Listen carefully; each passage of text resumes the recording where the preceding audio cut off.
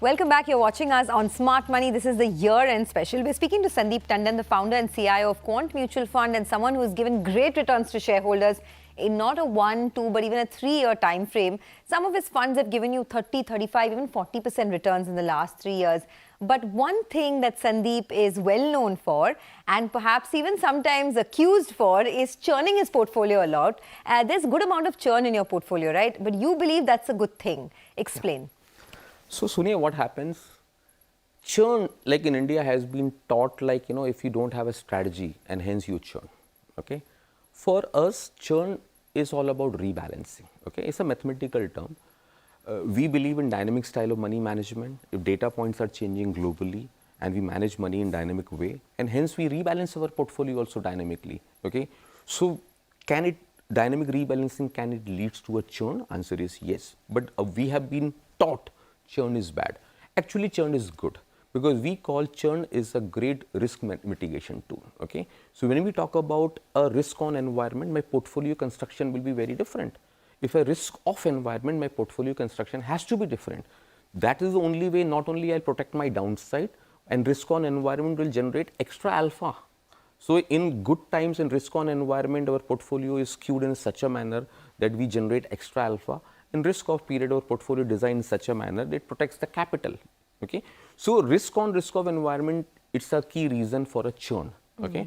We very nicely say churn is good. Yeah, okay. The purpose of this show is for the retail investor to know some tools on how to manage their own portfolio. So for someone who's perhaps has a portfolio of 10, 15 stocks or even more, would you recommend they churn? And at what point do you decide, okay, this much profit is enough, now I need to exit the stock?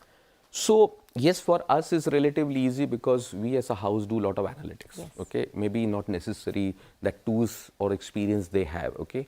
But what is very important for us is that in the market, something through the help of liquidity analytics and risk appetite we have learned over a period of time, entry are good, but exits are more important, okay? I have seen a lot of people get entry rights, from behavior perspective, but just observation, you will able to identify a trend and you will able to identify sector or stocks.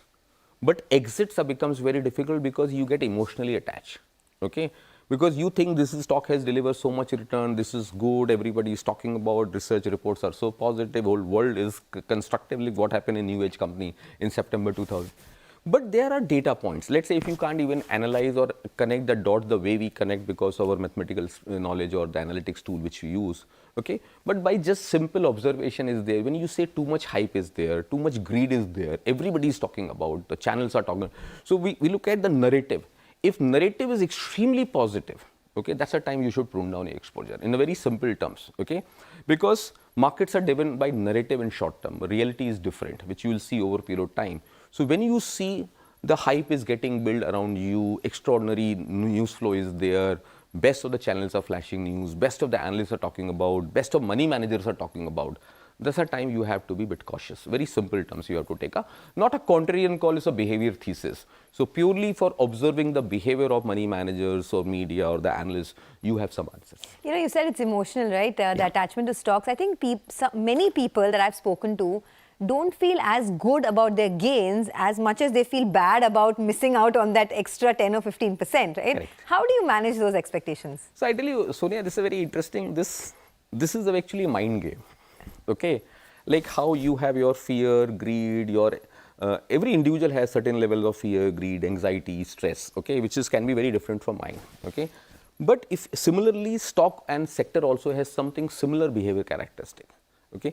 If you certain extent you can quantify these data points through, let's say, with the help of perception analytics, which we have built over a period of time, then you can identify these inflection points in life, okay? And what is very important for investor has to understand, let's say nobody can ever get at the peak of the cycle, okay? When we also sell a stock, it's not necessary this is the top of the cycle, maybe it can go up 30, 40% also.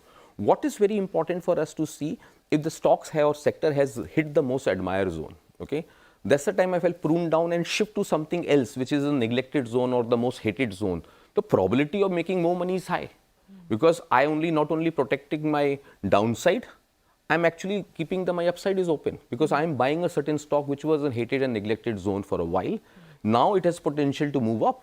So it is actually leads to a sector rotation or stock rotation, which actually generate alpha out of it. Okay, interesting. How do you pick a stock though? What are the red and the green flags that you look at before identifying a stock? Not a sector, I'm talking about a company. Okay. So since we are a very large macro house, we come from a very macro perspective to micro. Okay. So first thesis is all about how to spot the sectoral trend. So sectoral trend we capture through money flow analytics, we capture through business cycle analytics. So we do a lot of cycle analyst work also. We try to capture that. We were early to identify the sector.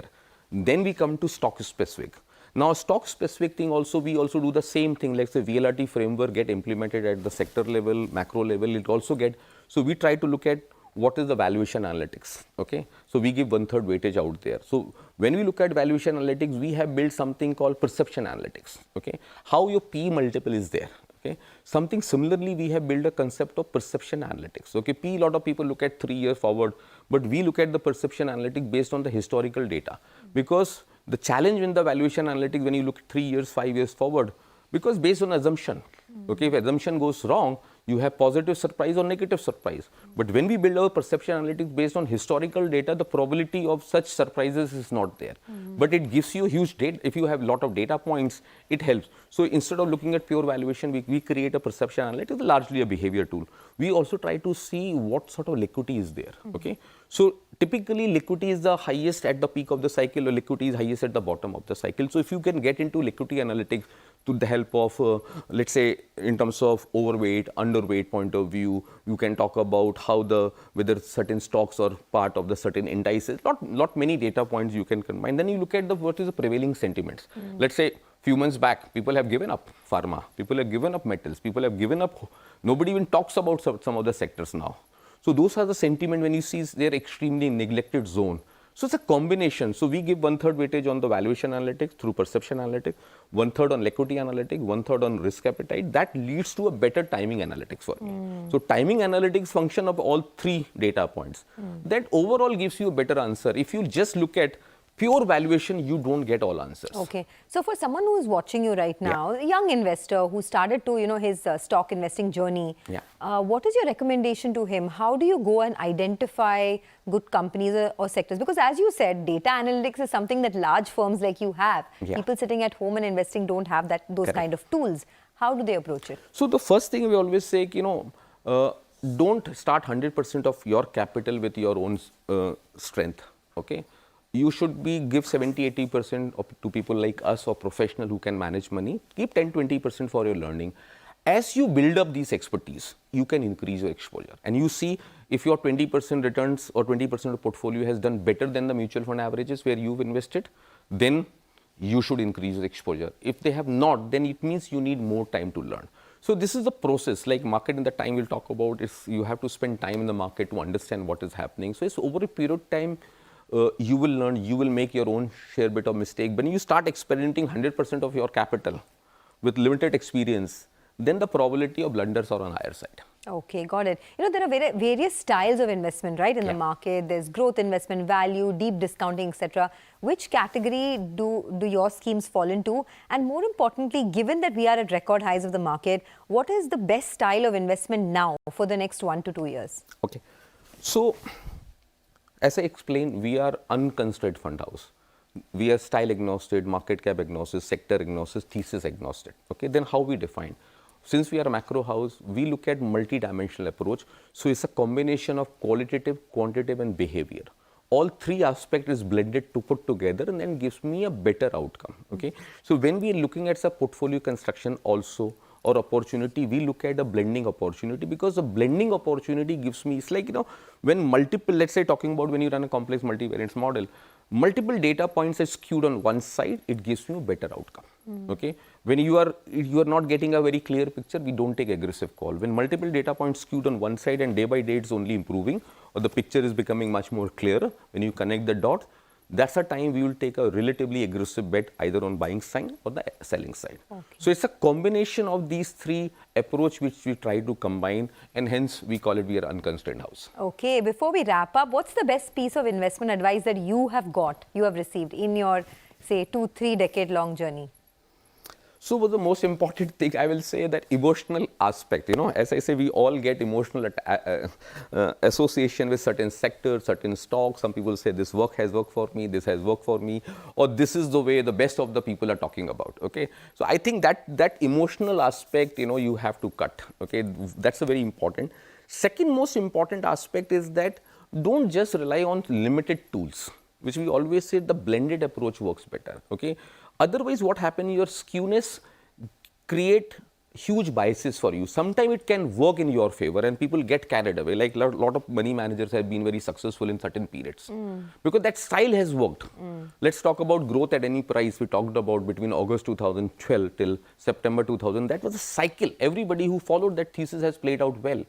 But we have to look at much larger. That's the reason I say one has to become slightly unconstrained. Don't get associated with any thesis in life. Okay. The moment you get associated is an emotional attachment. You don't should not attach yourself to anything. Yes. Okay, I guess that's the case with everything in life, right? Not just the markets. But Sandeep, Correct. thank you so much for joining us and not only talking about the financial aspect of the market, but the emotional and behavioral aspect, which I think is very, very important. With that, it is a wrap on the year-end special. You guys have a great Christmas weekend. We'll see you again next week.